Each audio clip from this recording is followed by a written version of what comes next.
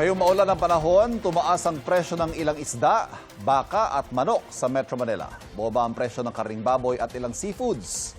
Live mula sa Maynila, may unang balita si Bam Alegre. Bam! Evan, good morning. Dito sa wet market ng San Andres, Maynila ay may paggalaw sa presyo ng karne, pati na rin ng seafood.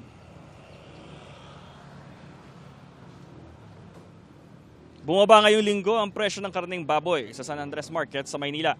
350 pesos ang kada kilo ng kasim at pigi. Dati itong 370 hanggang 380 pesos. Sa liempo naman, 400 pesos per kilo. 420 hanggang 430 pesos dati. Ang karne ng baka bahagyang tumaas ang presyo. Brisket, 480 pesos kada kilo. 460 pesos lang yan dati.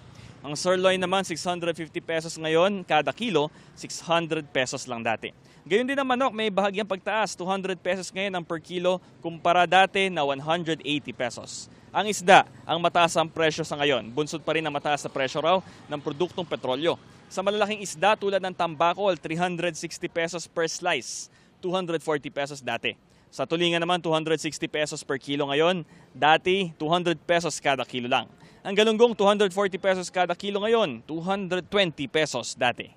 Bangus, 300 pesos kada kilo ngayon mula sa dating 280 pesos. Bumaba naman ang presyo ng hipon na 520 pesos ngayon ang kada kilo, 600 pesos dati. Pakinggan natin yung pahayag ng ilan sa mga nakapanayam nating mga tindero at tindera pati ang isang mamimili. Bumaba naman nak.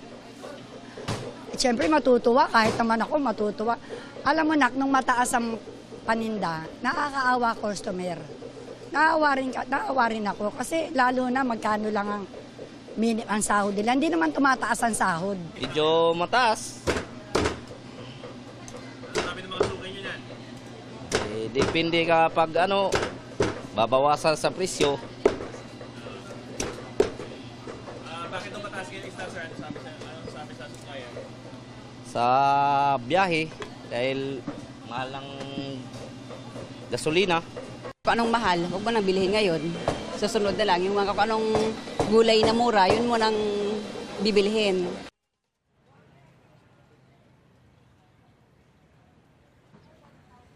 Ivan, para sa updated na price monitoring sa mga palengke, bisitahin yung website ng Department of Agriculture. Ito ang unang balita mula rito sa Maynila. Bam Alegre, GMA News.